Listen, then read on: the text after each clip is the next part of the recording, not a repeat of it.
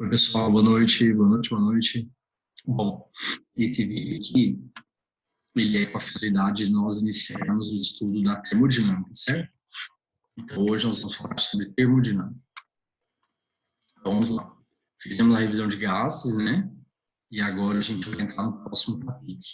Termodinâmica, gente, é um assunto importante demais, demais, porque termodinâmica e calorimetria são os que mais caem em termologia. Eu diria que calorimetria tem uma incidência até maior, apesar que no Enem não.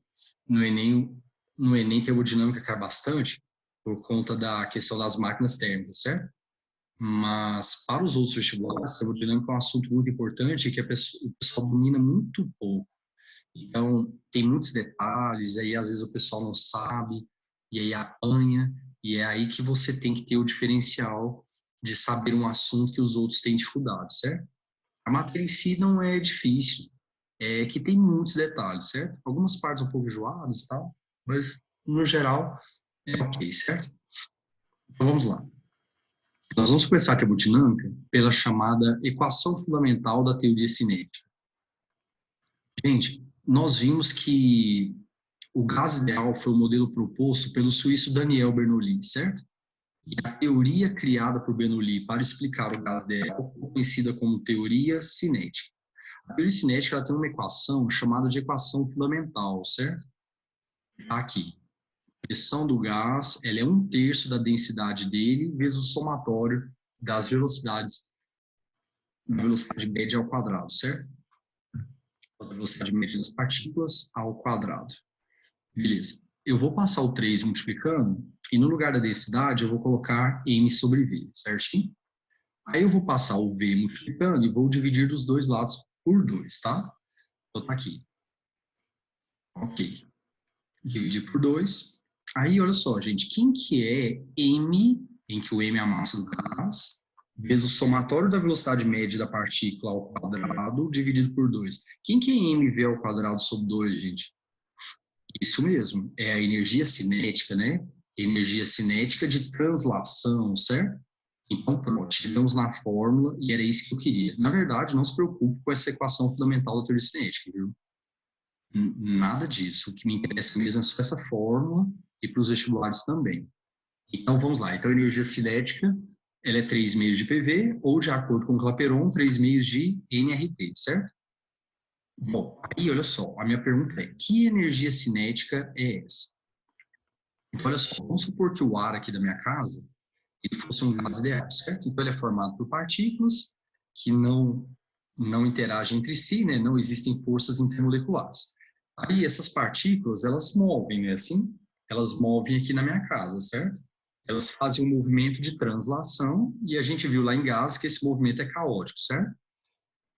Se você pegar a energia cinética de translação de cada uma das partículas e somar tudo, você encontrará a energia cinética de translação do gás todo.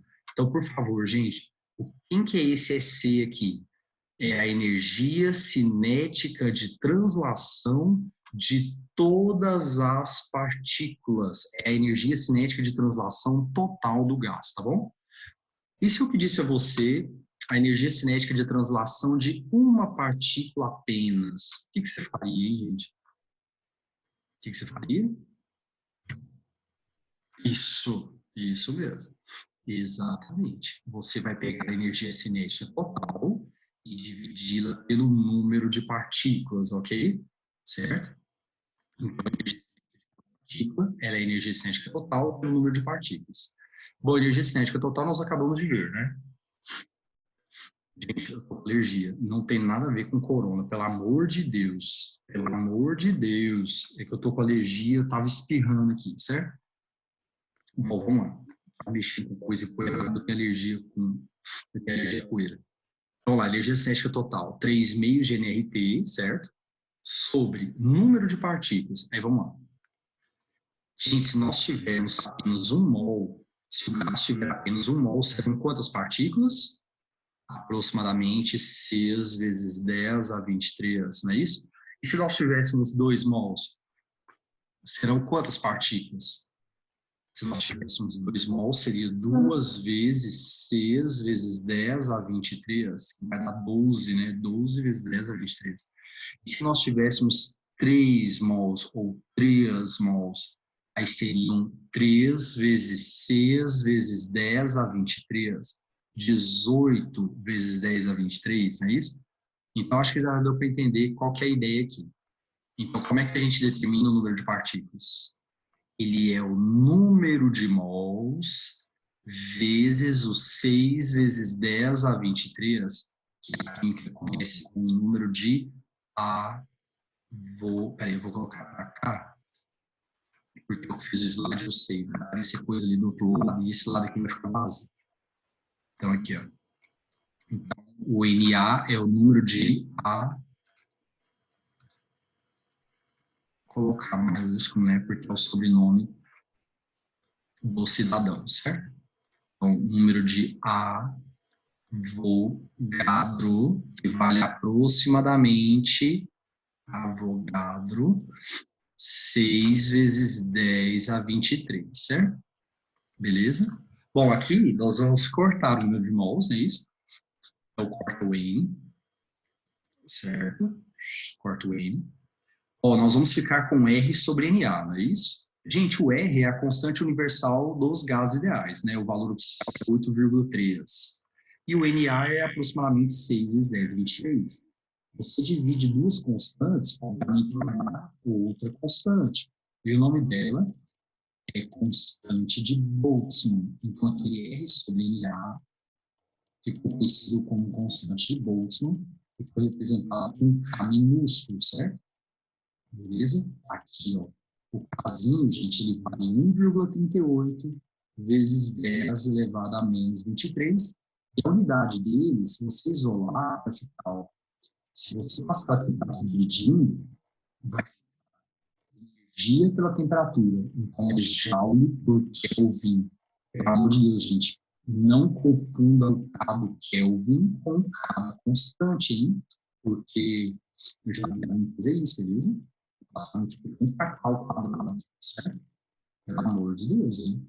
Então, chegamos então à fórmula, certo? A fórmula é energia cinética de translação de cada partícula, ela é dada por 3 meios de kT. Então, o que a gente percebe? Que para os gases ideais, o movimento de translação está associado à temperatura do gás, certo? Então, quanto maior for a temperatura do gás, maior será a energia cinética de translação das partículas, certo? Quer dizer que as partículas vão mover mais rapidamente, tudo bem? Quanto menor for a temperatura do gás, menor será a energia cinética de translação. Então, as partículas moverão devagar, mais devagar, certo?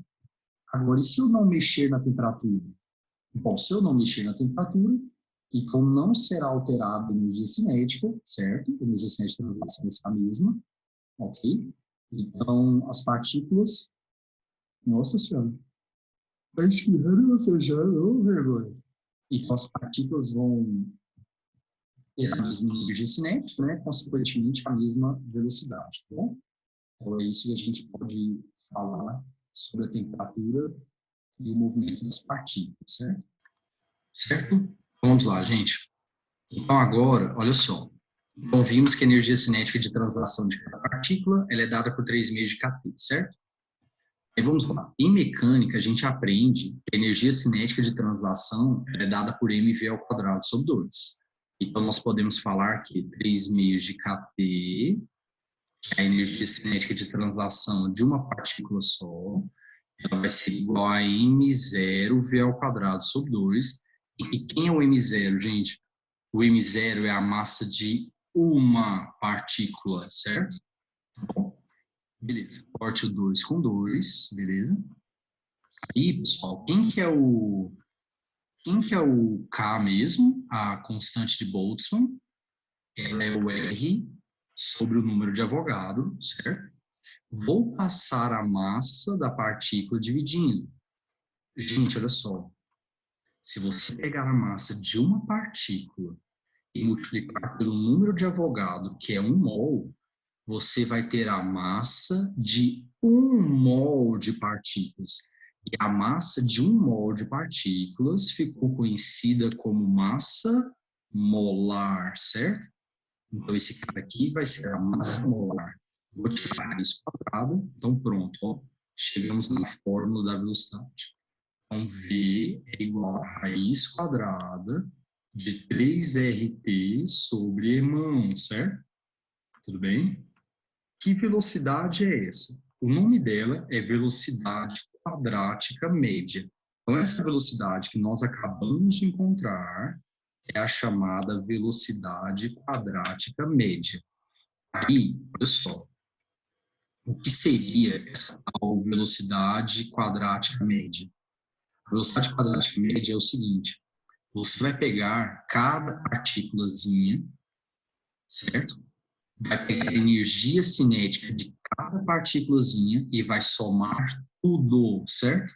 E vai fazer a média, certo? Eu vou até destacar, porque eu escrevi um parágrafozinho sobre isso. Olha só. Então, a velocidade quadrática média é a velocidade que a partícula teria se a sua energia cinética fosse a média das energias cinéticas de translação. Então, vamos lá. Vamos tentar entender esse negócio, deixar bem claro aqui. Então, gente, cada partículazinha do gás tem a sua energia cinética translacional. É óbvio que tem partículas mais rápidas, tem partículas mais lentas, então a energia cinética não é a mesma para todas. Na média, a gente fala que sim, certo? Mas é lógico que tem partículas mais rápidas, tem partículas mais lentas, certo? Você vai então pegar a energia cinética de cada partícula, vai somar tudo e vai fazer a média, certo? Então você vai encontrar a energia cinética média, certo? Com essa energia cinética média, você joga no mv ao quadrado e acha a velocidade. Essa velocidade é a quadrática média. Por favor, quem que é a velocidade quadrática média?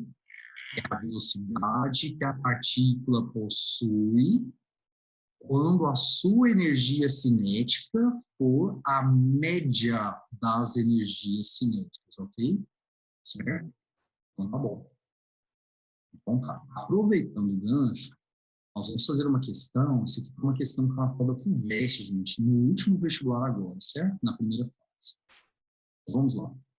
A velocidade de escape de um corpo celeste é a mínima velocidade que um objeto deve ter nas proximidades da superfície desse corpo, certo? Para escapar de sua atração gravitacional. Bom, gente, isso aqui é visto em mecânica num capítulo chamado gravitação. Vamos fazer uma revisão rápida aqui. Então, para quem não se lembra, a velocidade de escape é a mínima velocidade com a qual você deve lançar um objeto, certo? Para que ele saia da órbita, para que ele saia da atmosfera terrestre, perdão, e não permaneça em órbita em torno da Terra. Você vai lançá-lo e ele vai embora. Ele não fica aqui, certo? Ele não retorna e ele não fica em órbita em torno da Terra. Ele vai embora, certo? Ele vai embora, acabou. Ah, nossa, ninguém gosta daquela coisa. Junta todo mundo e joga pro alto. Qual tem que ser a velocidade mínima com que aquela coisa deve ser jogada pro alto para que ela nunca mais retorne e nem fique em órbita? Essa é a velocidade de escape, certo? E para quem não se lembra, a fórmula dela é essa aqui, ó. Vou escrever aqui no canto. Vou botar uma outra cor para dar uma sacada. Então, velocidade de escape é raiz quadrada de 2 Gzão E-mão sobre E. Quem que é o Gzão, gente? Constante de gravitação universal. Quem que é o E-mão? Massa do planeta. E o R é o raio do planeta. No caso da Terra, essa velocidade de escape vale aproximadamente 11 km por segundo. A velocidade de escape no planeta Terra é de aproximadamente 11 km por segundo. Quer dizer, gente, o seguinte, que no planeta Terra, qualquer objeto que você lançar com uma velocidade acima dessa aqui, certo? Ele vai embora e não fica, certo? Ele não retorna, não fica em órbita em torno do planeta, nada, ele vai embora, certo? Ele vai embora, tá bom? Beleza, vamos voltar para a nossa questão. Com base nessa informação e seus conhecimentos sobre a interpretação cinética da temperatura, e que entra na nossa matéria, certo? Acabamos de ver isso. Considere as seguintes afirmações a respeito da relação entre a velocidade de escape e a atmosfera de um corpo celeste. Vamos lá. Corpos celestes com a mesma velocidade de escape e têm atmosferas igualmente densas, independente da temperatura de cada corpo. Verdadeiro ou falso? Falso. Gente, por favor, preste atenção. Olha só. Você tem dois planetas cuja velocidade de escape é a mesma, certo? Então, por exemplo, a Terra e um outro, e em que nesse outro a velocidade de escape também fosse 11 km por segundo, certo? Então, quer dizer o seguinte, qualquer objeto com uma velocidade maior que essa vai embora, certo? Tudo bem? E objetos com velocidades menores ou iguais ficam, certo? Beleza. Aí ele fala que esses dois planetas, por terem a mesma velocidade de escape, não importa a temperatura. Não importa a temperatura, a atmosfera deles será a mesma. Falso, falso. Gente, se você tiver um planeta mais quente que o outro, obviamente que os gases da atmosfera vão ficar mais quentes no planeta quente, não é assim? Se os gases ficaram mais quentes, quanto maior a temperatura, maior a energia cinética. Suas partículas ficam mais rápidas e pode chegar um momento em que a velocidade delas supera a de escape e elas vão embora. Então, por favor, quanto maior for a velocidade, perdão, quanto maior for a temperatura, maior a energia cinética e maior será a velocidade das partículas, podendo superar a velocidade de escape, certo? Consequentemente, esses gases irão embora e a atmosfera não vai ser a mesma, certo? Então, por favor, o item 1 é falso, errado, por conta da palavra independentemente. Está errado, gente. Se nós alterarmos a temperatura, isso influencia diretamente na atmosfera do planeta, certo? É a discussão que a gente vai fazer, tá bom? 2. Moléculas de gás nitrogênio escapam da atmosfera de um corpo celeste mais facilmente do que moléculas do gás hidrogênio? Então, vamos ver. Gente, olha só. O que foi que nós acabamos de ver para a velocidade quadrática média? Nós acabamos de ver que quanto maior for a massa molar, quanto maior for a massa molar, menor será a velocidade das partículas, não é assim? Menor será a velocidade das partículas. Então, eu pergunto a vocês, qual é o gás de menor massa molar? O hidrogênio ou o nitrogênio? O hidrogênio. Ele tem a menor massa molar. Quanto menor a massa molar, maior a velocidade das partículas. Então, as partículas de hidrogênio movem mais rápido, certo? Gente, se elas são mais rápidas, a chance é maior ou menor de elas superarem a velocidade de escape e saírem? Com certeza, a chance é maior. Então, o hidrogênio, como suas partículas são mais leves, elas têm velocidade maior. Se a velocidade é maior, então elas conseguem escapar da atmosfera com facilidade.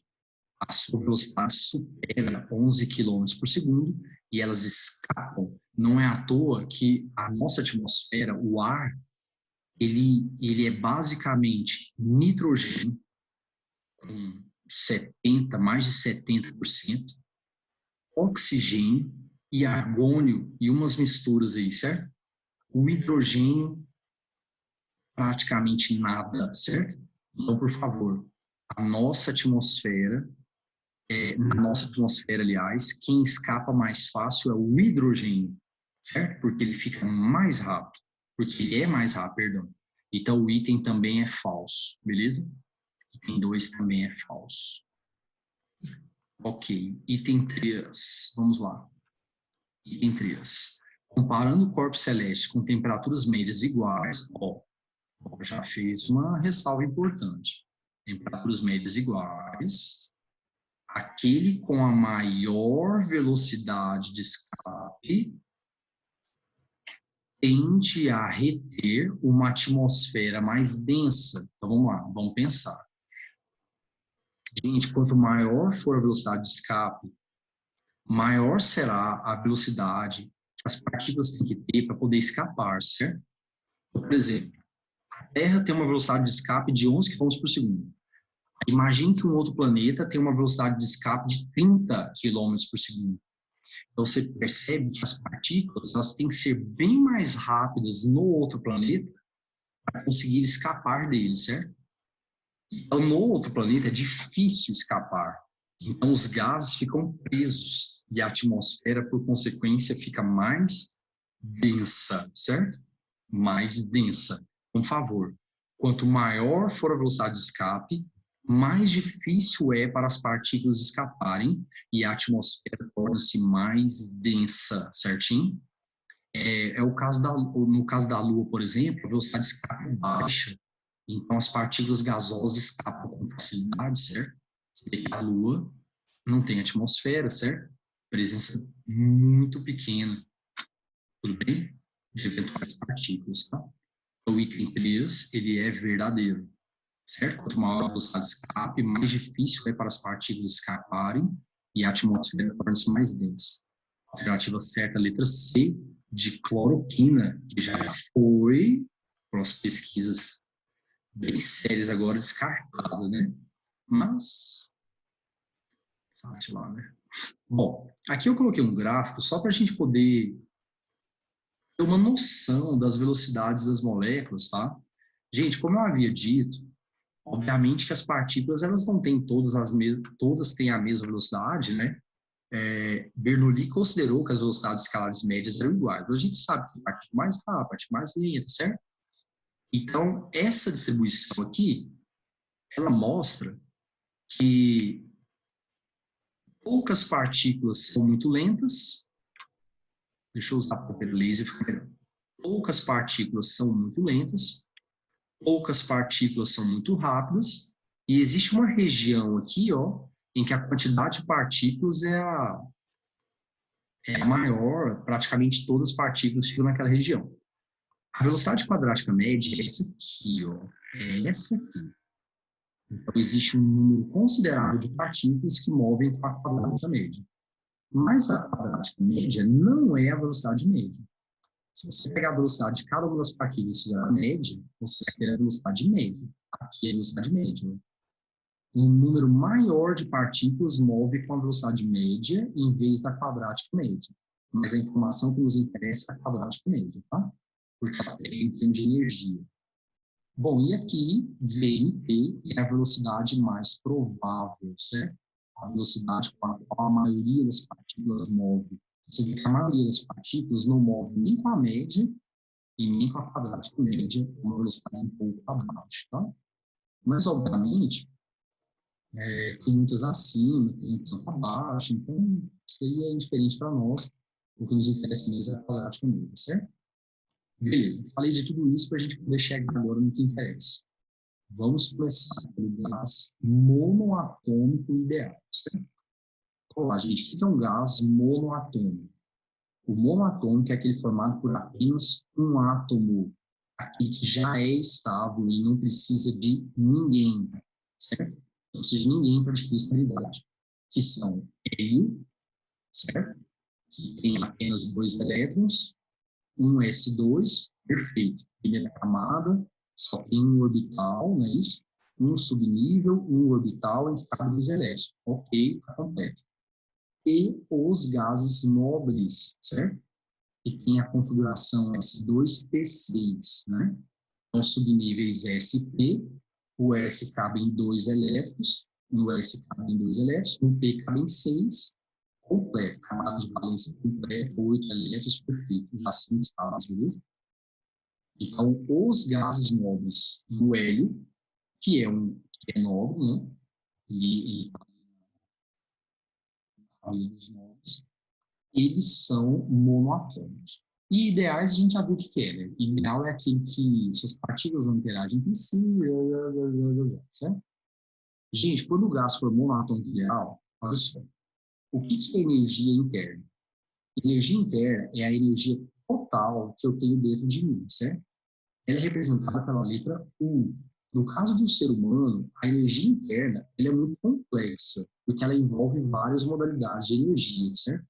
Eu sou formado por infinitas modalidades, por uma quantidade muito grande de partículas interagindo entre si com muitas formas de energia no meu interior. Então, para o ser humano, é um caso tão complexo. Mas para o gás monoatômico ideal, é muito simples. Gente, o monoatômico ideal ele é formado por apenas um átomo. Pelo amor de Deus, são vários átomos deles, certo? Mas cada um sem ligar com o outro, seguindo sua vida normal. Então, o monoatômico ideal é formado por apenas um átomo, e esse átomo fica fazendo isso aqui, ó. Uf, uf, uf, uf, fazendo o movimento de translação no interior do gás, certo? Então, qual é a única energia que um gás monoatômico ideal tem no seu interior? A única energia que um gás monoatômico ideal tem no seu interior é a energia cinética de translação de cada uma de suas partículas, certo? Energia cinética de translação de cada uma de suas partículas, beleza? Então, vamos lá, então. Eu posso falar o seguinte, que para o gás monoatômico ideal, a sua energia interna, representada pela letra U, é a própria energia cinética de translação, certo? Beleza? Mas, gente, a física não se interessa pela energia interna, e sim pela variação dela, certo? O delta U. Então, quem seria o delta U? Variação da energia cinética. Bom, a energia cinética a gente viu no início aqui do capítulo, é 3 meios de NRT, não é isso? Como é variação, então ficou 3 meios de NR delta T, certo? 3 meios de NR delta T. O delta, ele está apenas na temperatura, certo? Deixa eu destacar isso aqui. O delta, ele está apenas na temperatura. Tem que ter o delta, né? Porque ali é uma variação da energia cinética, não é isso? Certo? Então, a energia cinética tem que variar alguém, né? E quem está variando é a temperatura, tá? Porque o número de mols é o mesmo e o R é uma constante, tá bom? Bom, lembrando que, de acordo com o Clapeyron, no lugar do NRT, a gente pode colocar PV, não é isso? E a outra maneira de calcular seria 3 meios. Deixa eu colocar aqui, gente. 3 meios de delta PV. Delta PV. Certo? Como é que a gente calcula isso mesmo?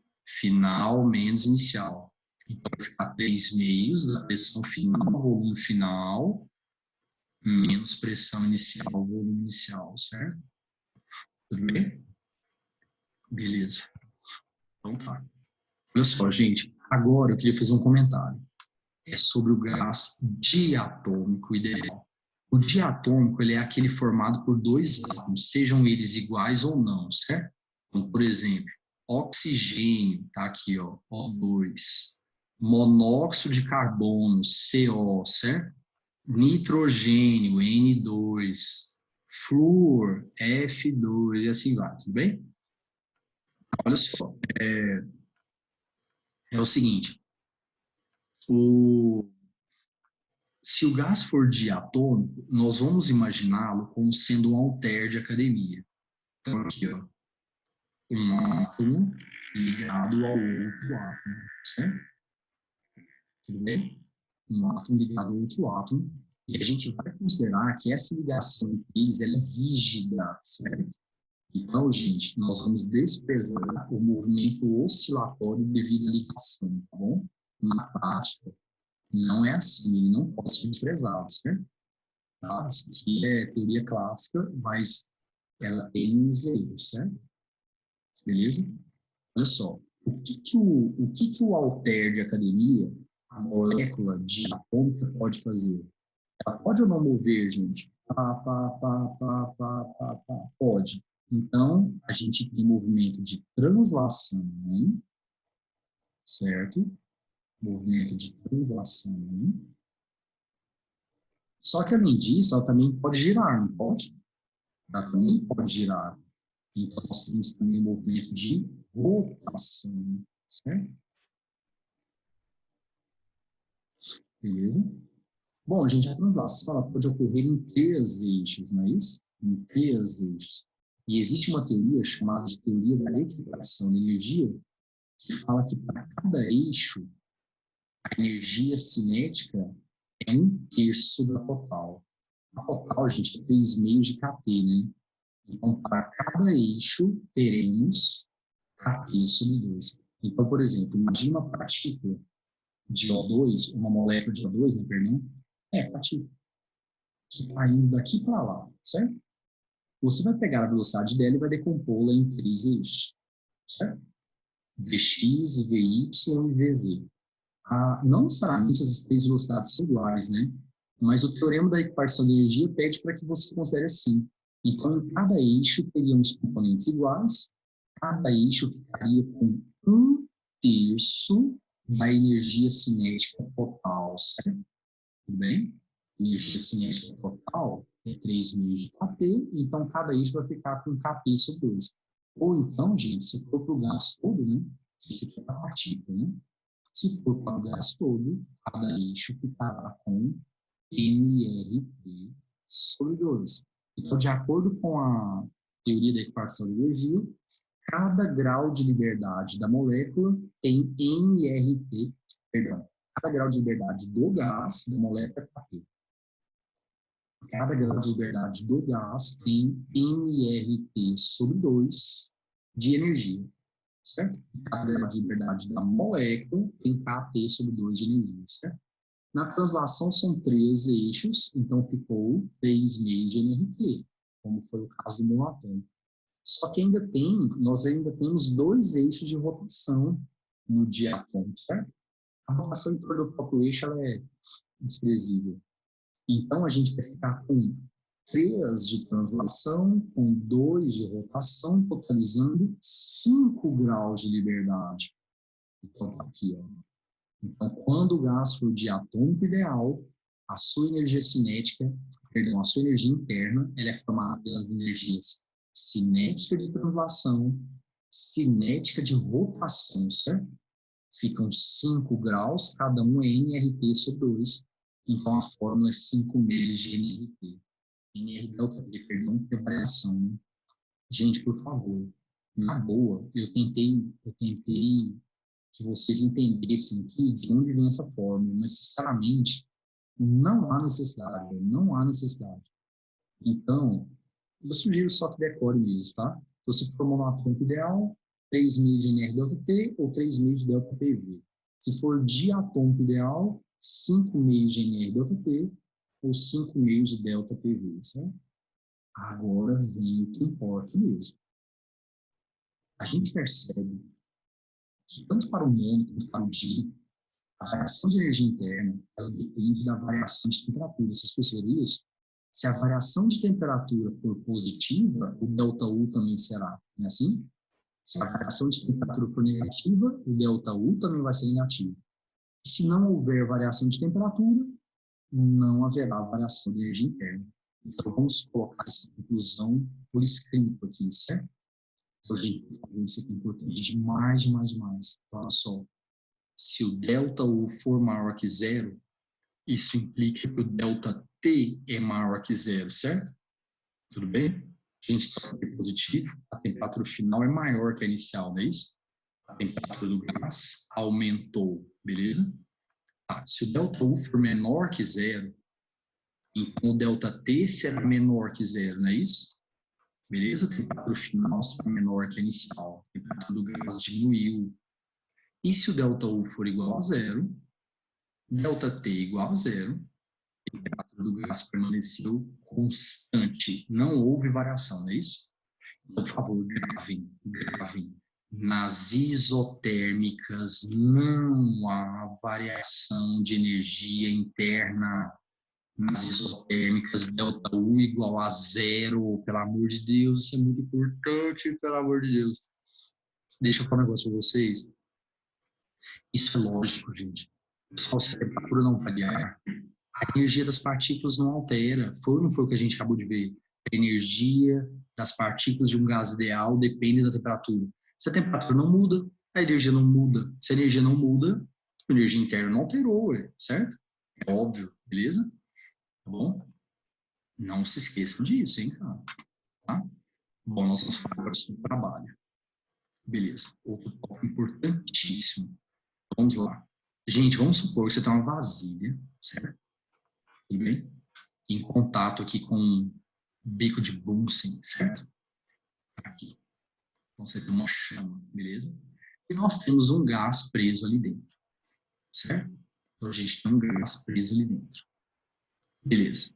Despreze qualquer atrito do êmbolo com a parede e vamos supor que o êmbolo mova em equilíbrio, certo? Então o movimento aqui não é rápido, certo? Tá bom.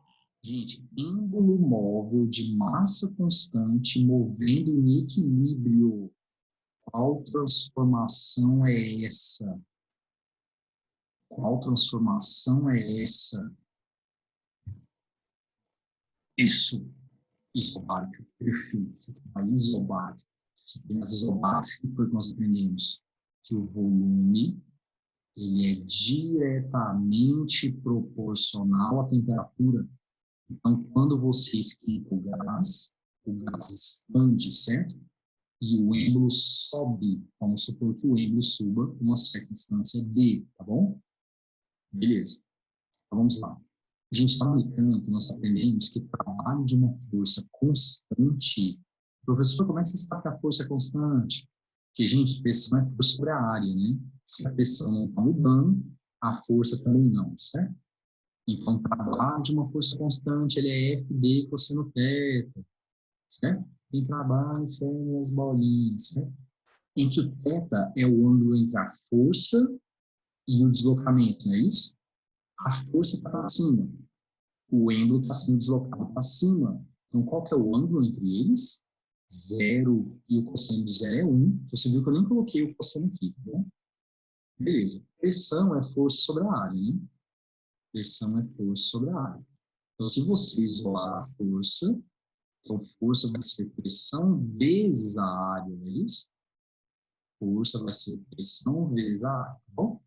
Então, vai ficar assim, o trabalho vai ser igual a pressão vezes a área vezes o deslocamento, que foi a altura que o êmbolo subiu, não é isso? Gente, quem que é esse cara aqui? Área da base vezes a altura. Esse cara é o volume, né? O volume do cilindro. Agora, a questão é, qual o volume? O final, o inicial, ou só o que variou? A figura mostra claramente. Esse cara é o que variou, não é isso? E nós tivemos, então, a fórmula do trabalho. Então, por favor, o trabalho ele é dado por P delta V. Trabalho é P delta V. Pressão vezes a variação de volume, certo? Agora, muito cuidado com essa fórmula que nós acabamos de ver. Ela vale para as isobáricas. Pelo amor de Deus. Trabalho é P delta V? Ok. Mas isso é para as isobáricas, tá bom? Isso é para as isobáricas, tá? Certo? Ok, então. Beleza. Gente, lembrando que de acordo com o Clapeyron, no lugar de PV, a gente pode colocar NRT, não é isso? Então, qual seria a outra maneira de colocar o trabalho? O trabalho é igual a MR delta T. Aí, olha só, lembre-se que é uma variação, né, do volume, então tem que ter uma variação aqui no NRT também. Como o número de mols não muda e o R também não, então a variação fica só na temperatura, certo? Uma vez eu dando aula disso, um aluno me perguntou assim, uai, então quer dizer que quando é uma isotérmica não tem trabalho, porque não tem variação de temperatura? Falso. Falso. Gente, pelo amor de Deus, essa fórmula que a gente acabou de ver, ela só vale para as isobáricas, ela só vale para as isobáricas. Se não for isobárica, a fórmula não é aquela. Então, o raciocínio deles está errado, certo? O raciocínio deles está errado, tá bom? Por favor, não é assim, tá? Aquela fórmula é apenas para as isobáricas, tá bom? Apenas para as isobáricas. A gente acabou de ver que nas isotérmicas, delta U igual a zero. Delta U igual a zero, certo? Mas o trabalho não tem nada a ver, certo? Com a isotérmica. Beleza? Tem trabalho normalmente, tá? Ok. Aí eu quero discutir um negócio com vocês, que muita gente não sabe e que realmente, se não souber, tudo isso aqui não faz sentido. Que é o seguinte: o que trabalho significa? Quando a gente faz a conta e tal, não tem nem noção o que significa, certo? Gente, o que trabalho representa? Vamos supor que você calculou o trabalho e ele deu 50 joules, certo? O que isso quer dizer? Um trabalho igual a 50 joules quer dizer que o gás gastou 50 joules de energia para erguer o êmbolo, certo? Então, o trabalho, ele mede essa energia que foi gasta pelo gás para realizar a tarefa. Então, o gás, ele gastou 50 joules de energia para erguer o êmbolo. Então, o trabalho representa a energia gasta por alguém para realizar a tarefa, certo? Se o trabalho fosse negativo, então, tipo assim, menos 50, é porque quem gastou energia não foi o gás, foi um ente externo, foi alguém de fora que gastou energia, mas não foi o gás preso. Normalmente esse ente de fora é a atmosfera, certo? A atmosfera que vem e aperta o ímã. Mas isso não é algo para a gente se preocupar aqui, certo? Então, o trabalho mede a energia gasta para realizar a tarefa, certo? Bom, gente, da forma original, a gente percebe que trabalho, ele depende do deslocamento, né? Para que haja trabalho, tem que ter deslocamento. E se há deslocamento, é porque há variação de volume, não é isso? Então, por favor, qual é a grandeza que influencia no trabalho? Não é a temperatura, certo? Não é a temperatura, é o volume, certo? Então, a grandeza que vai me informar sobre o trabalho é o volume, certo? Porque para que haja trabalho, tem que ter deslocamento. Então, por favor, gente, trabalho pode ser positivo ou negativo? Sim, você já viu isso em mecânica. Trabalho e trabalho resistente, não é isso? Certo? Beleza. E quem é que vai determinar aqui, no nosso caso, o sinal do trabalho? Bom, pressão não pode ser negativa. Então, quem define o sinal do trabalho é o ΔV, certo? Se o ΔV for positivo, ou seja, certo? Vocês sabem o que isso quer dizer, né? Se o trabalho for positivo, ou seja, o volume final for maior que o inicial, gente, quando o volume final é maior que o inicial, o gás sofreu uma expansão, não é isso? Então, se o ΔV for positivo, se o gás sofrer uma expansão, o trabalho será positivo. Então, por favor, isso é muito importante. Trabalho positivo quer dizer que o gás sofreu uma expansão. O gás expandiu. Quem gastou energia foi o gás. Trabalho positivo foi o gás. Aqui a gente fala trabalho realizado pelo gás sobre o ambiente, certo? Então, foi o gás quem gastou energia. Agora, se o ΔV for negativo, o volume final será menor que o inicial, não é isso? O gás sofreu uma contração, certo? O trabalho, então, será negativo. Gente, negativo é que quem gastou energia não foi o gás. Alguém de fora que foi lá e apertou o êmbolo, fazendo com que o gás contraísse. Esse alguém que gastou energia para contrair o gás, certo? O gás não gasta. O gás não gastou. Então, nesse caso, foi um trabalho realizado pelo ambiente sobre o gás. Então, um trabalho realizado sobre o gás, ok? E se não houver variação de volume, certo? O volume final é igual ao inicial, então estaremos diante de uma isovolumétrica, não é isso? Ou isométrica ou isocórica, Nesse caso, o trabalho será zero. Gente, se não houver variação de volume, obviamente não houve deslocamento. Se não houve deslocamento do êmbolo, ninguém gastou energia, nem a atmosfera e nem o gás. Pelo menos não para aquilo, certo? Para mexer o êmbolo e mudar o volume. Não. Por favor, grave. Grave. Isotérmica, delta U igual a zero. Isovolumétrica, trabalho igual a zero. Certo? Trabalho igual a zero. Tá? Beleza. Bom, vimos que para as isobáricas o trabalho é dado por P delta V ou N delta P. Certo? E se a transformação não for isobárica?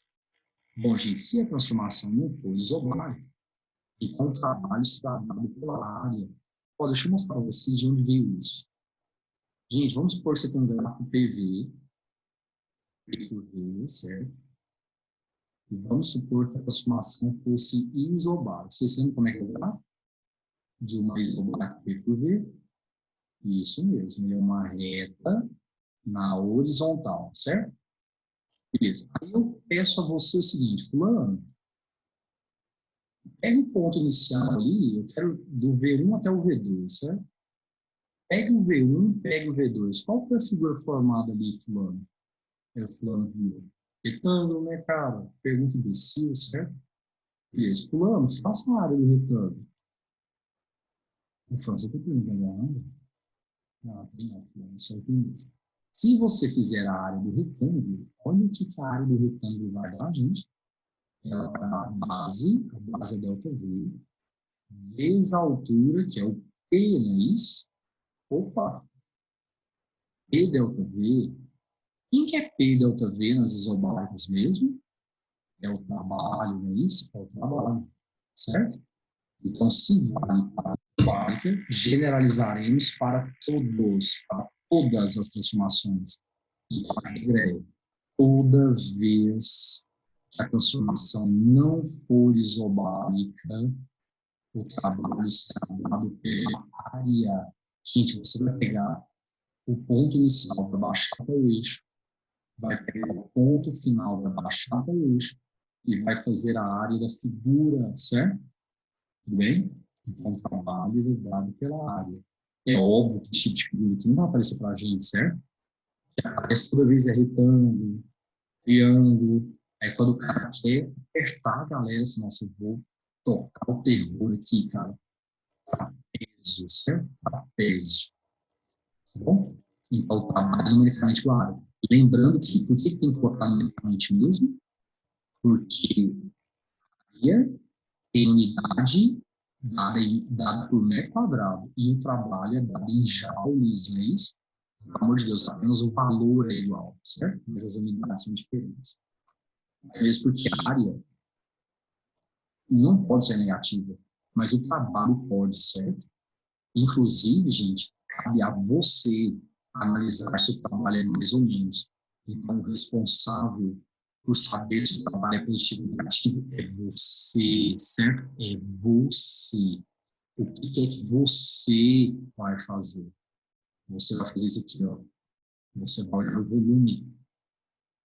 Gente, se o volume final for maior que o inicial, então o gás expandiu, não é isso?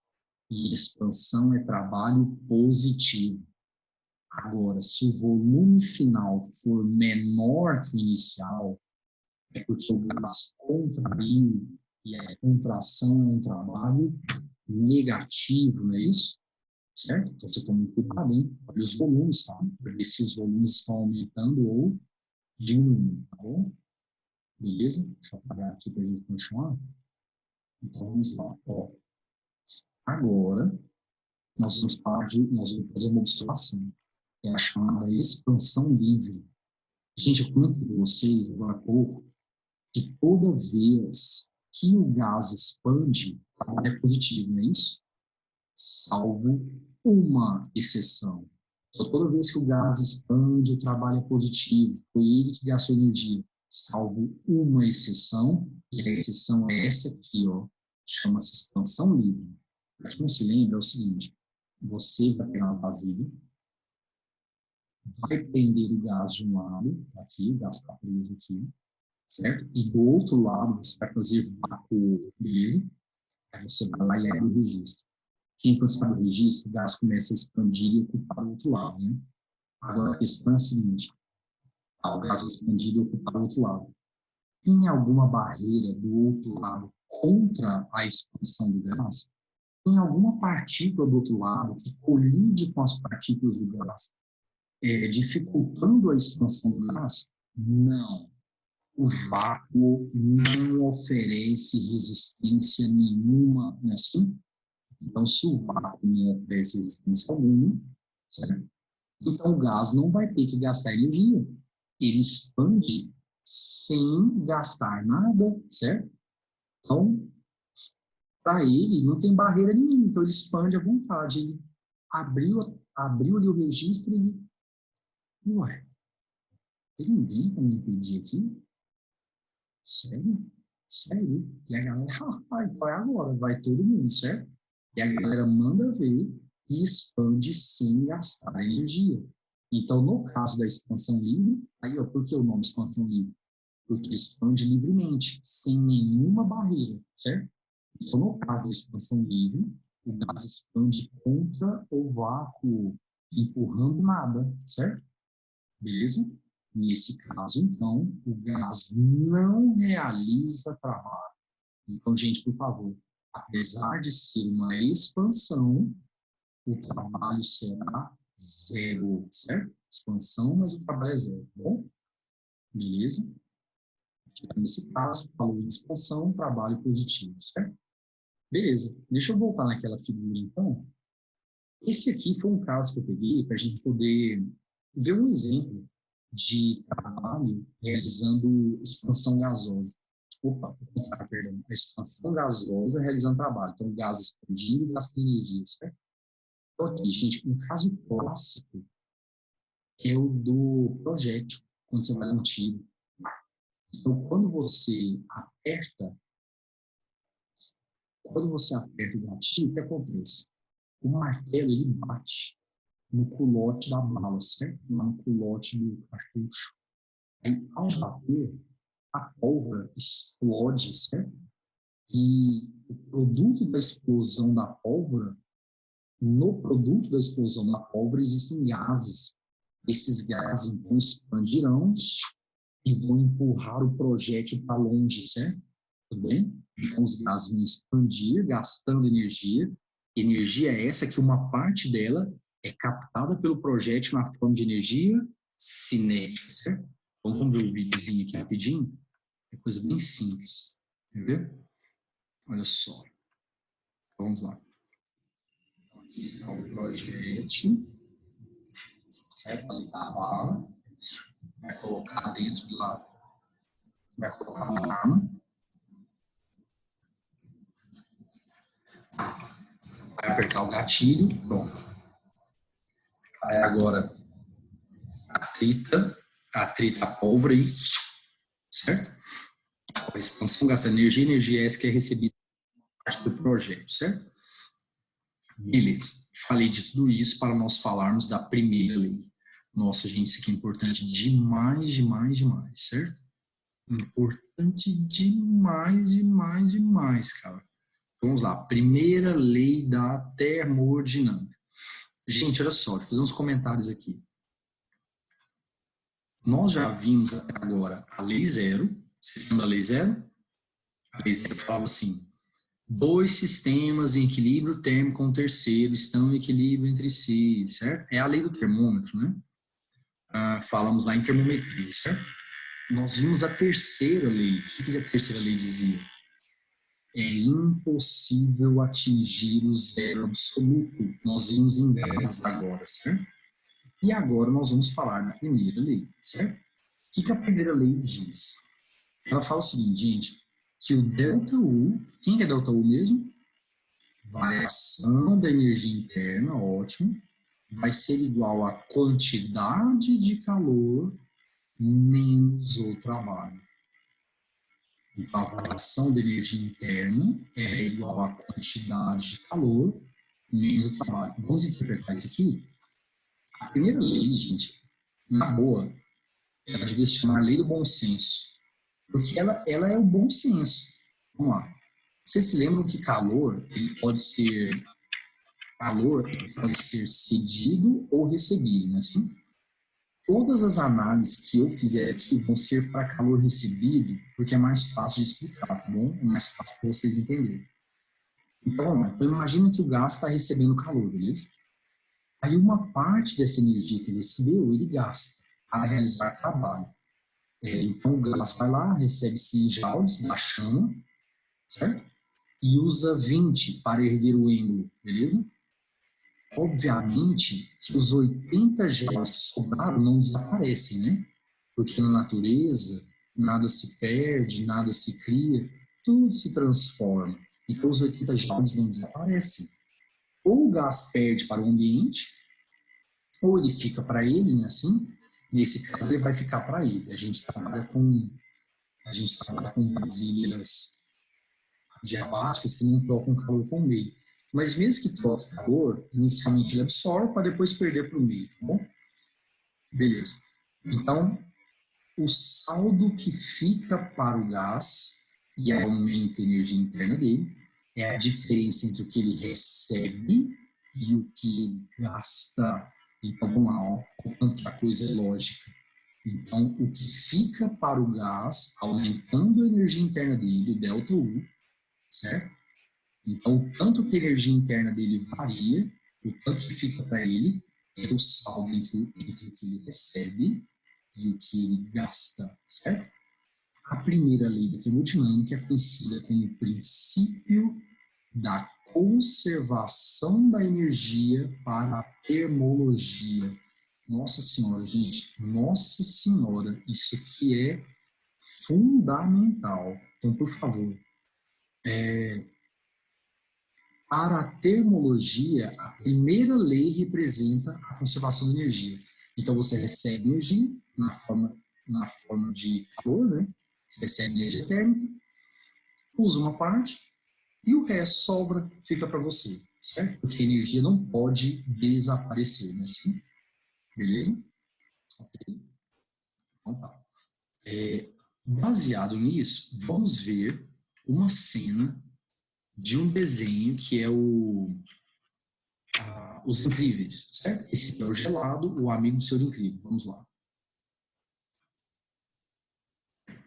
Deixa eu só ativar o vídeo.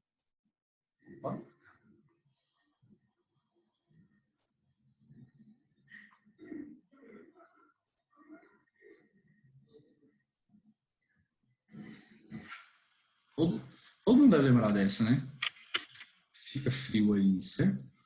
Bom, eu peguei essa cena aqui para a gente poder discutir uma UFT, certo? Olha só, gente.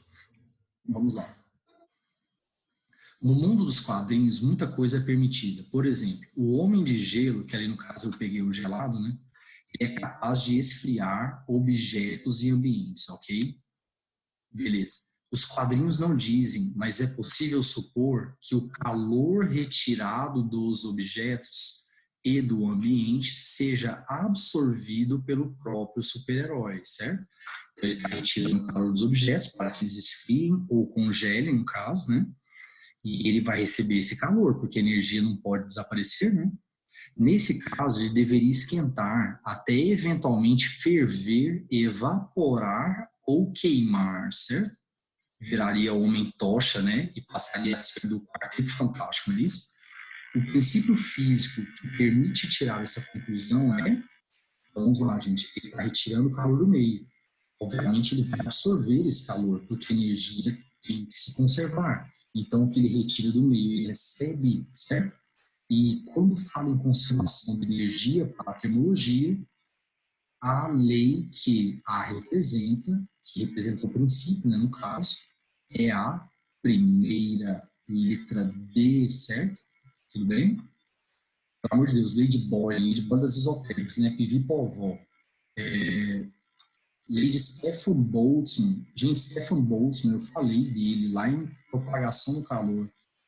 Potência com a qual você emite a radiação infravermelha, perdão, exímio sigma a ter a quarta.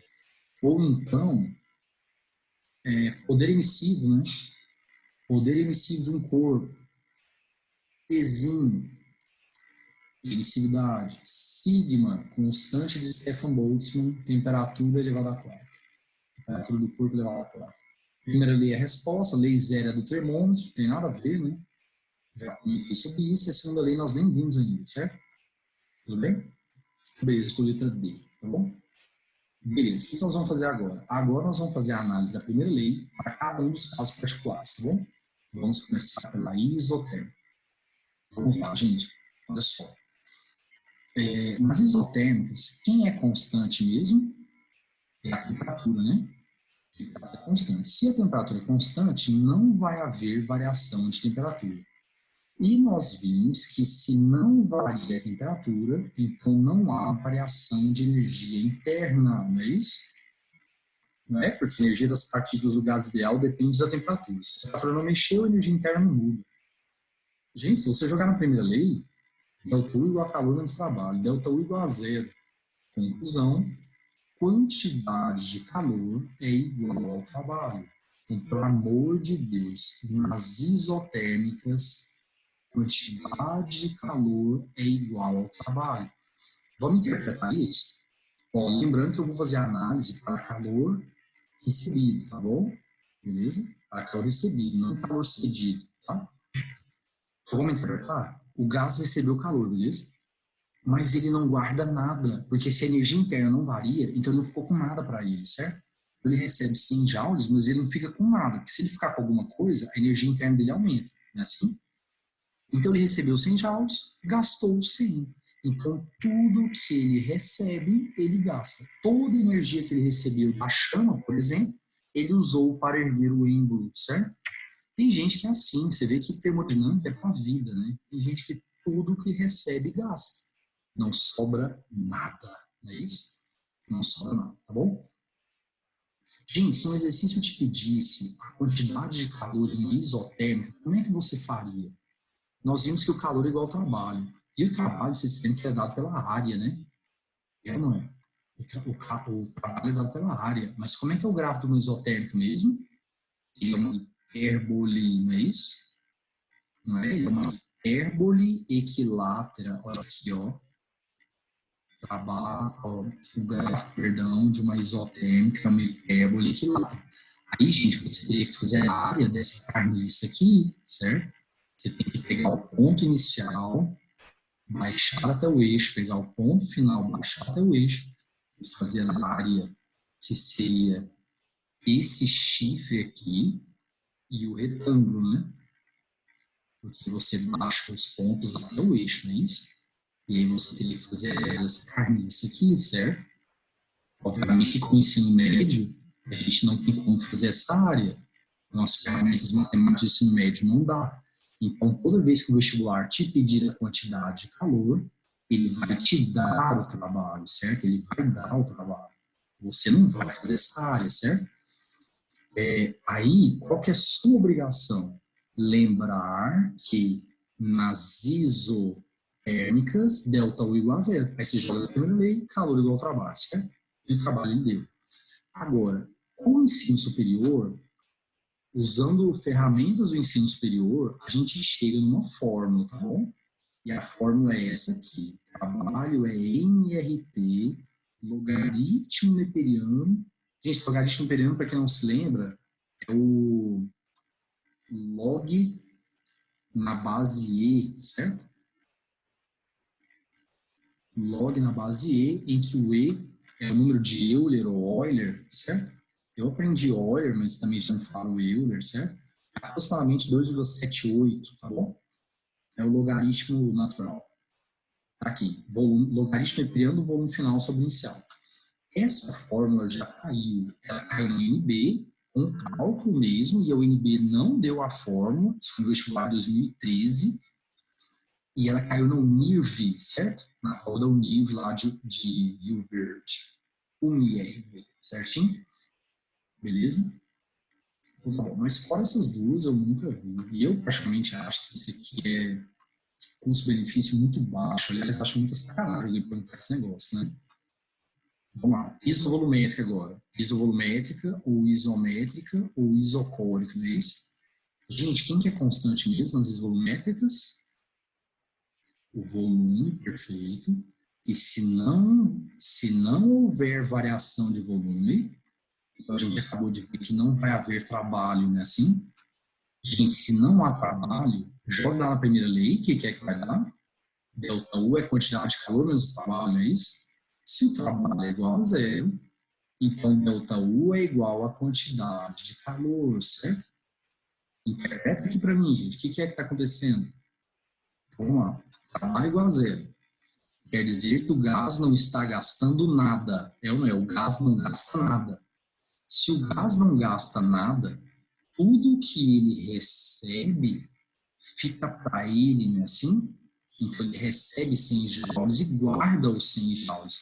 Então todo o calor recebido transformar-se-á, não é isso? Certo? Em energia interna, tá bem? Tá bom? Variando a energia interna dele, tá? Então, delta U é igual à quantidade de calor, beleza? Vamos falar agora da adiabática. Vamos lá. O que é uma transformação adiabática mesmo? É aquela que não troca calor com o meio. Isso mesmo, certo? Isso mesmo. Quantidade de calor igual a zero, certo? Beleza? Se você jogar na primeira lei, o que é que vai dar, gente? Vamos lá, delta U igual a quantidade de calor menos trabalho. Só que o calor é igual a zero, né? Então, delta U é igual a menos o trabalho, certo? Delta U igual a menos o trabalho. Por favor, interpretem a equação. Vamos lá, gente. Se o calor é igual a zero, quer dizer que o gás não está recebendo energia alguma. Ninguém está dando energia para ele. Ah, mas eu quero gastar, eu quero erguer o êmbolo. O gás quer erguer o êmbolo. Ele botou na cabeça que ele vai erguer o êmbolo. Beleza, quer gastar? Gasta. Mas você tem que tirar do seu, porque você não está recebendo energia nenhuma. Se ninguém está te ajudando, quer gastar? Ok. Então, gaste do que você já tem guardado, certo? Então, seria essa a ideia. Eu não tenho salário, quero gastar. Então, pega a poupança e vou dando desfalque, certo? É essa a ideia. Então, delta U igual a menos o trabalho, certinho? Tudo bem? Porque quanto mais ele gasta, tá vendo aqui? Esse menos indica claramente isso. Quanto mais ele gasta, menor a energia interna dele, certo? Menos sobra para ele, beleza? Tudo bem? Gente, como é que um exercício de vestibular pediria para você o trabalho de uma adiabática? Então vamos lá. Vocês se lembram que o gráfico da adiabática é uma curva entre duas isotermas, não é isso? Se você fizer a área, vamos lá. O trabalho é a área, né? Pega o ponto inicial, baixa até o eixo, pega o ponto final, baixa até o eixo e faça a área, não é isso? Se você fizer a área, nós vamos cair no mesmo caso do outro, né? O chifre, só que agora o chifre acentuado, não é assim? Ou seja, é um chifre bem destacado, tomou um chifrão do bom, certo? E o retângulozinho ali também, beleza? Obviamente não tem como a gente fazer essa área, certo? Mas é possível demonstrar que o trabalho é dado por essa fórmula aqui, ó. Menos NR delta T sobre gama menos 1, em que o gama é o expoente de Poisson, certo? Que nós já vimos lá em gases, tá bom?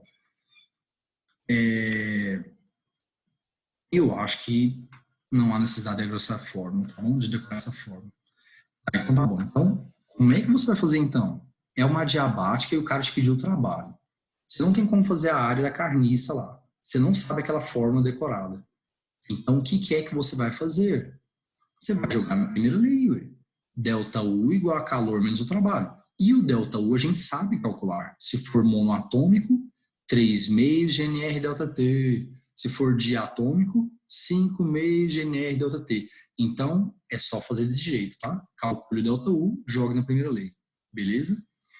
Ok. Agora nós vamos fazer umas análises aqui muito importantes de transformações adiabáticas no dia a dia, certo? A primeira é a do extintor de incêndio. Então, gente, olha só.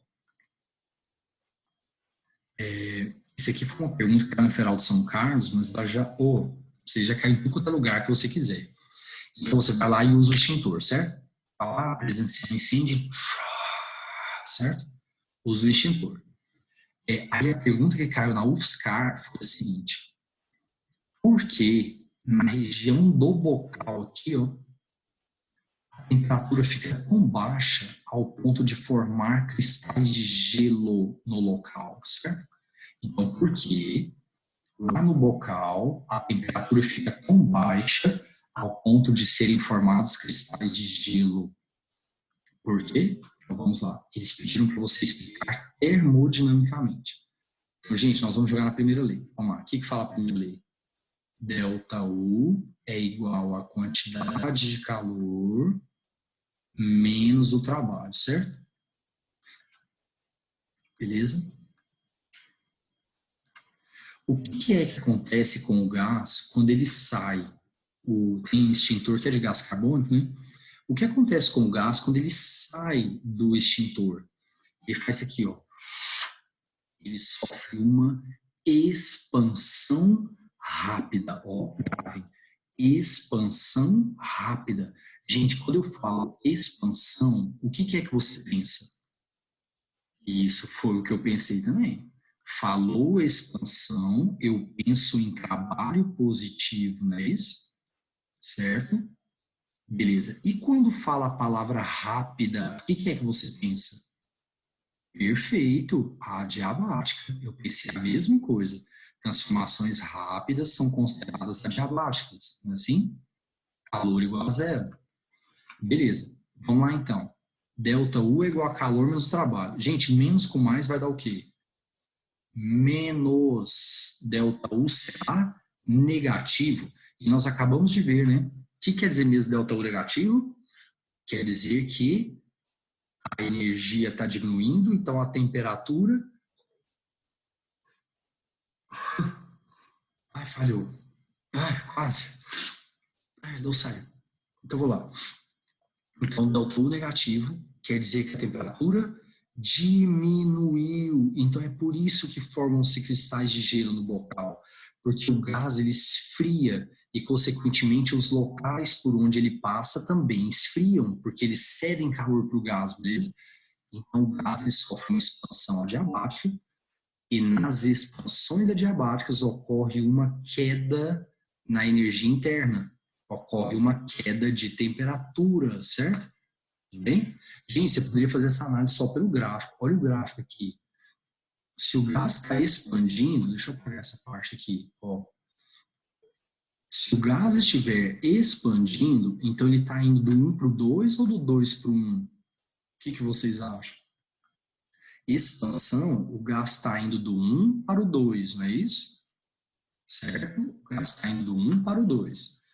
E quando o gás expande adiabaticamente, o que a temperatura faz? Olha lá. Vai da isoterma mais alta para a isoterma mais baixa. Ocorre uma queda de temperatura, não é assim? Pelas expansões adiabáticas, a temperatura cai. Você poderia mostrar isso pelo gráfico ou pela equação, tá bom? Essa é uma dúvida que alguns alunos têm e agora a gente tem condição de explicar. Tem aluno que não entende. Professor, se não troca calor, por que a temperatura do gás muda? Agora a gente consegue entender. Porque o gás, para gastar energia, tem que tirar dele. E ao tirar dele, suas partículas perdem energia e quando a energia delas diminui, a temperatura cai, né? Assim, tudo bem? Então, a explicação é essa. Realmente a temperatura varia nas adiabáticas, tá bom? Aí você pergunta assim, pô, eu nunca bati extintor, como é que eu sabia desse troço? Nunca vi um incêndio que eu tivesse que resolver e não fui delinquente juvenil, porque tem uma galera que chato melão, fica passando vergonha, né, e quer destruir patrimônio. O exemplo do dia a dia, mais do dia a dia, né, seria o desodorante, do tipo spray, né? Então você tem uma saidinha bem estreita, fazendo com que o gás passe aqui, né? Uma expansão rápida, né? E numa expansão rápida a temperatura cai. E por tabela o recipiente também vai esfriar, certo? E tem um outro exemplo, que é o da mãozinha. Mãozinha.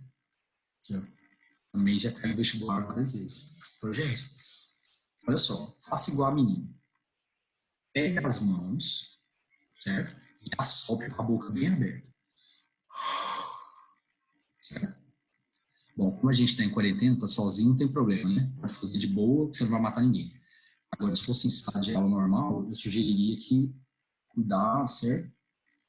Afasta a galera, dá licença, porque às vezes tá aquele bafo, certo? Que parece uma bosta de cavalo, né? Às vezes é melhor você dar uma disfarçada. Bom, você percebe que com a boca aberta, a boca bem aberta, mãos afastadas, mãos mais próximas, perdão, você sente o ar quente, né? Agora, afaste a mão e faça biquinho, ó. Ah, você sente o ar bem mais frio, né? Vocês viram? Boca aberta, mãos próximas, arzão quente. Boca, só o biquinho, mão mais fechada, o ar bem mais frio. Por quê? Pelo mesmo motivo. Pelo mesmo motivo. Porque o gás, ao fazer o biquinho, você vai fazer com que o ar sofra uma expansão rápida, não é assim? E ao sofrer uma expansão rápida, nas expansões adiabáticas, a temperatura diminui. É isso mesmo, a temperatura diminui, certinho? Beleza? Tá bom. Um outro exemplo, para a gente terminar essa parte de exemplos de adiabática, são os processos que ocorrem na atmosfera. Gente, na atmosfera é muito comum a ocorrência de processos adiabáticos, certo? Por exemplo, vamos lá, nós já vimos isso em propagação do calor. Aqui embaixo a temperatura é maior, né? Normalmente. Esses são inversão térmica e tal. Bom, o ar quente ele é menos denso. E menos denso, por ser menos denso, ele sobe, né? Quando ele sobe, ele não encontra obstáculos para ele lá em cima, né? Não tem nenhum obstáculo. Então ele sobe e expande, não é isso? Ele sobe e expande rapidamente. Expandir rapidamente é uma expansão adiabática, não é assim? E nas expansões adiabáticas a temperatura diminui. Então vou destacar aqui, ó. Certo? Então a porção de ar sobe. Aqui no caso do livro, ele cita, esse aqui eu peguei do livro do Hewitt, Física Conceitual. Esse exemplo de lá. Ele pega um exemplo de o ar subindo pela encosta de uma montanha, mas isso tem diferente, tá bom? Então o ar vai subir, não precisa ser necessariamente na encosta da montanha, ele vai subir e vai expandir rapidamente. E ao expandir rapidamente, a sua temperatura cai, tudo bem? É uma expansão adiabática. As medidas feitas mostram que para uma porção de ar seco, a cada 1 quilômetro de altura, sua temperatura diminui em média 10 graus. Certo? Então, o ar subindo, expandindo cada vez mais, expansão adiabática, a temperatura cai, né? Ela cai cerca de 10 graus a cada quilômetro de altura, tá bom? Então, lembre-se disso, tá? Lembre-se disso dos processos adiabáticos na atmosfera, viu? Inclusive, lá em mudança de estado, quando eu falei sobre formação de nuvens, eu comentei sobre isso. Então, o ar quente, ele sobe, expande, esfria, certo? Ele esfria, aí ele entra em contato, esse ar quente que subiu e esfriou, ele tem a presença de vapor d'água, não tem? Que ao esfriar, ele condensa, formando gotículas que ficam suspensas no ar, tudo bem? Principalmente se tiver a presença de muitas partículas de sujeira, por exemplo. Bom, isso aí foi visto lá em mudança de estado, qualquer coisa é só revisar, tá? Beleza, vamos falar agora da lei de Joule para os gases perfeitos. Olha só, o que foi que Joule afirmou? Eu vou destacar tudo, já coloquei tudo em negrito para deixar bem destacado. A variação de energia interna de um gás perfeito depende exclusivamente dos estados inicial e final do gás. Não depende das particulares transformações que ocorreram entre esses estados. Então, pelo amor de Deus, gente, a variação de energia interna, ΔU, ela depende exclusivamente das temperaturas final e inicial. Gente, o caminho que o gás faz para ir de uma até outra é problema dele, certo? É problema dele, certo? O que importa é início e fim. Se a temperatura no início e a temperatura no fim forem 100 casos mesmos, não importa a transformação que esse cara sofre, o delta U será o mesmo, certo? Então, vamos dar um exemplo, porque isso cai muito, isso cai muito. Vamos lá. Gente, vamos supor que você tem um gás, ele vai sofrer a transformação de A para B de 3 formas diferentes. No primeiro caso, ele faz isso aqui, ó. Ele faz uma isovolumétrica e depois uma isobárica, certo? No segundo caso, ele faz uma transformação qualquer. Essa transformação aqui é uma qualquer, não tem nome. Ela não é uma transformação particular. E essa aqui, nesse caso aqui, faz uma isobárica e depois uma isovolumétrica, certinho? O que eu posso afirmar com certeza sobre o delta U nos 3 casos? Eu posso afirmar com certeza que o delta U será o mesmo, não é assim? Então, eu vou destacar aqui, ó. A variação da energia interna será a mesma nos 3 casos, porque a variação de temperatura foi a mesma, certo? Então, gente, por favor, os caras saíram de A e foram até B, não é assim? Então, quem que vai ser a temperatura final? PB. Quem que vai ser a temperatura inicial? TA. A variação de temperatura é a mesma nos 3 casos, certo? Então, pronto. Delta U é o mesmo. Se for monatômico, 3,5 de NR delta T. Se for diatômico, 5,5 de NR delta T e ponto final, certo? Ah, mas mudou a transformação. Problema dele, certo? Delta U é o mesmo. Como é que a gente chama grandezas que não dependem do caminho percorrido, apenas do início e do fim? Nós chamamos essas grandezas de função de estado, certo? Então, função de estado é uma grandeza cujo valor não depende do caminho, certo? Depende apenas do início e do fim. Então, a energia interna é um caso, né, gente? Então, você percebe, então, que a variação de energia interna é um exemplo bom de função de estado, não é isso? Tudo bem? Variou o caminho, problema dela. Problema do gás que quis fazer isso. O delta U será o mesmo, tá bom? Agora eu quero discutir com vocês o trabalho. A gente trabalha uma função de estado, vamos ver isso? Olha só, vamos começar com a transformação 1. Gente, essa primeira parte aqui é isovolumétrica, e na isovolumétrica o trabalho é 0, né? Agora, nessa outra parte é uma isobárica. Isobárica você pode jogar na fórmula, você pode fazer a área, né? Então, eu vou fazer a área, tá bom? Você vai pegar o ponto inicial da isobárica e vai baixar até o eixo. O ponto final da isobárica vai baixar até o eixo e vai dar esse retângulo grande aqui, ó, certo? O trabalho vai dar um retângulo grandão, certo? Positivo, porque foi uma expansão, certo? Não se esqueça, tem que olhar o volume para lembrar o sinal do trabalho, certinho? Certo? Então, cuidado com essa questão do volume, para ver se o trabalho é mais ou menos. Transformação 2 agora, gente, olha só. Então, vamos lá. Vou apagar aqui. Transformação 2, vamos lá, vamos fazer o trabalho. Você vai pegar o ponto inicial, tá? Você vai pegar o ponto inicial dela e vai baixar até o eixo.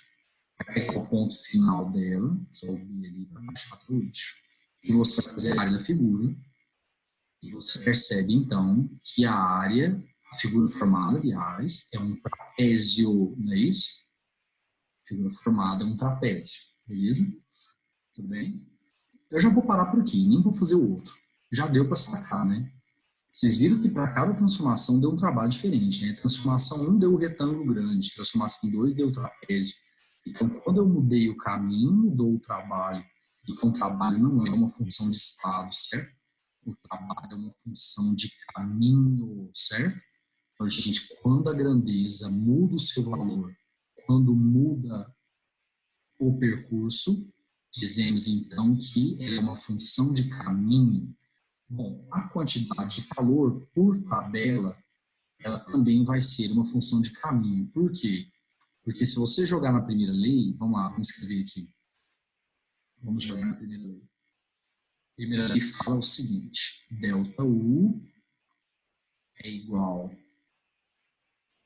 a quantidade de calor menos o trabalho, é isso? É isso mesmo? Beleza. Se você passar o trabalho para lá, você vai ver que o calor é igual a delta U mais o trabalho. Gente, se o trabalho muda, de acordo com o caminho adotado, mas o ΔU não muda, então vamos lá, o ΔU não muda, não importa o caminho, mas o trabalho muda. Se o trabalho mudar, obviamente ele vai fazer com que o calor mude também, certo? Então, a quantidade de calor também é uma função de caminho, beleza?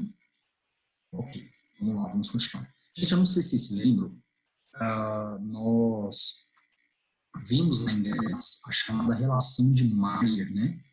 Relação de Mayer, não sei se vocês estão lembrados. Gostaria muito que lembrasse, mas a gente sabe, né? Como é que as coisas funcionam. Então, é assim, ainda mais um assunto massa, né? A relação de Mayer era assim, Czão P, calor molar, pressão constante, menos Czão V, calor molar, volume constante. Isso aqui é igual a R, em que o R é a constante universal dos gases ideais. Essa forma nem tão importante. Aí você, pô, man, se nem é importante, a demonstração muito menos, né? Mas é que a demonstração, ela passa por várias coisas que a gente tem que saber. Então, eu vou fazê-la para a gente poder discutir uns detalhes importantes, tá bom? Mas é óbvio que ninguém vai pedir demonstre a relação de Mayer, a não ser que seja o ITA, por exemplo. Certo? Então, vamos lá. Gente, vamos supor que você tem um gás ideal e ele sofre uma variação de temperatura ΔT de duas maneiras diferentes. Então, você vai aquecer o gás, por exemplo, uma certa variação de temperatura ΔT de duas formas diferentes. Primeiro caso, isocoricamente, certo? Então, vamos lá. Vamos jogar na primeira lei da termodinâmica, então. Vai ficar o seguinte, ΔU igual ao calor menos o trabalho, certo? Só que nas isovolumétricas, trabalho igual a zero. Não é isso? Beleza? Como é que a gente calcula a mesma quantidade de calor, vocês se lembram? Está variando a temperatura, né? Se está variando a temperatura, é calor sensível, né? É o quimacete ou então quinacete, não é isso? Então vai ficar assim, ó, ΔU ao volume constante vai ser igual à quantidade de calor a volume constante, número de mols, calor molar a volume constante, ΔT, certinho? Em gás eu comentei isso. Qualquer coisa, volte lá e revise, certo? Tudo bem? Beleza. Agora nós vamos fazer o gás sofrer a mesma variação, só que agora a partir de uma isobárica, certo? Então, agora ele vai fazer ele vai sofrer a mesma variação de temperatura, só que isobaricamente. Então, vamos lá, ΔU igual a calor menos o trabalho. Gente, nas isobáricas, alguém é zero? ΔU, calor, trabalho, ela tem os trias, certo? Então, vai ficar do jeito que está. Então, ΔU, a pressão constante, vai ser igual a quantidade de calor, a pressão constante, menos o trabalho, a pressão constante. ΔU, a pressão constante, vai ser igual a quinacete, só que agora é o Czão P, né? Menos o trabalho. Vocês lembram como é que calcula o trabalho na isobárica? P ΔV, perfeito. Só que o P ΔV pode ser trocado por NR ΔT. Então, ficou quinacete menos NR ΔT, certinho? Beleza. Aí eu pergunto a você o seguinte, o que eu posso falar sobre o ΔU isovolumétrico e o ΔU isobárico? O que eu posso falar sobre os dois? Acabamos de ver na lei de Joule. Eu posso falar com certeza que os dois são, como diz na rua, muitos falam na rua, iguais, né? Sim. Beleza? Gente, vou destacar aqui, como a variação de temperatura é a mesma nos dois casos, então a variação de energia interna também será, beleza? Ok? Então, ΔU vai ser igual. Beleza? Aí você pega e substitui, né? ΔU, a pressão constante, é a escarnição aqui, né? N Czão P ΔT menos NR ΔT. Isso aqui vai ser igual ao ΔU, volume constante, é o N Czão V ΔT, certo? Aqui, Deus abençoa, né? Você corta o N, ele está em todos. Corte o ΔT, certo? Está em todos. Pronto. Chegamos na relação de Mayer. Czão P menos Czão V é igual a R, beleza? Ok? Todos entenderam? Tudo beleza? Então, demonstrar a relação de Mayer. Lembrando que delta é uma função de estado, por isso que eu igualei os dois, né? Porque a variação de temperatura era a mesma, certinho? Beleza? Então, demonstramos a relação de Mayer, né? Gente, agora nós entramos no último tópico, certo? Da nossa aula. Yes! Certo? Nós vamos falar da transformação cíclica. Então, vamos lá. Ai, nossa senhora. Eita. Tô espiando demais. Nossa senhora. Bom, transformação cíclica. Bom, gente, o que é uma transformação cíclica? Uma transformação cíclica, ela não é uma transformação apenas. Na verdade, ela é um conjunto de transformações em que o estado final coincide com o estado inicial. Então, o gás, ele sofre várias transformações de tal forma que ele sai de um ponto e volta para ele. Aqui no caso, a gente tem um ciclo, né? É o ciclo A, B, C, D, A, certo? A gente sempre segue em ordem alfabética, né? Então, saiu do A e voltou para o A, tá bom? Gente, o que eu posso afirmar com certeza em todo o ciclo? Bom, a gente acabou de ver que a energia interna é uma função de estado. Então, só depende do início e do fim. Se a temperatura no início é TA e a temperatura no fim é TA, a variação de temperatura é zero. Consequentemente, o delta U do ciclo tem que ser zero. Gente, pelo amor de Deus, cada etapa tem ou não o seu delta U? Sim, cada etapa tem o seu delta U. O que eu estou dizendo é que se eu somar todos os quatro, o de A para B, o de C para D, perdão, A para B, BC, CD e DA, a soma dos quatro tem que dar zero, certo? Tudo bem? Então tá. Nossa, rinite no saco. Olha só. Deus queira, né? Já pensou? Não, Nossa Senhora, pelo amor de Deus, nem de brincadeira. Vamos lá. E com relação ao trabalho, gente, com relação ao trabalho, quando for um ciclo, o trabalho do ciclo, ele é dado pela soma de todos os trabalhos, certo? Beleza? Então, vamos lá. Começando de A para B. Gente, de A para B o trabalho é zero, né? Porque é uma isovolumétrica, certo? De B para C, você vai pegar o ponto B, vai baixar até o eixo. Opa, reto, né? Vai pegar o ponto C, vai baixar até o eixo, certo? E vai fazer a área da figura. E a área da figura formada é o trapézio grande aqui, certo? Tudo bem? Positivo ou negativo? Positivo, perfeito, porque de B para C é uma expansão. De C para D o trabalho é zero, porque é outra isovolumétrica, ok? E de D para A, você vai pegar o ponto D, vai baixar até o eixo, vai pegar o ponto A, vai baixar até o eixo, e vai dar a área do retângulozinho pequeno, não é assim? Certo? Tudo bem? Positivo ou negativo agora? Negativo, né? Porque de D para A é uma contração. Ah, lembrando que de D para A é uma isobárica. Você poderia usar também a fórmula P delta V, não é isso? P delta V, certo? Lembrando que quando você usar a fórmula, você não tem que olhar o volume, não. Esse negócio de, tá contraindo. Só de jogar os dados na fórmula, o sinal já aparece, tá bom? Beleza. Fechei o ciclo. Some tudo. Gente, quando você soma tudo, fica o trapézio grande positivo menos o retângulozinho negativo. E olha só o que sobra. Vou corrigir ali, tá? Porque deu uma apagada. O que sobra é apenas a figura que forma o ciclo, perdão.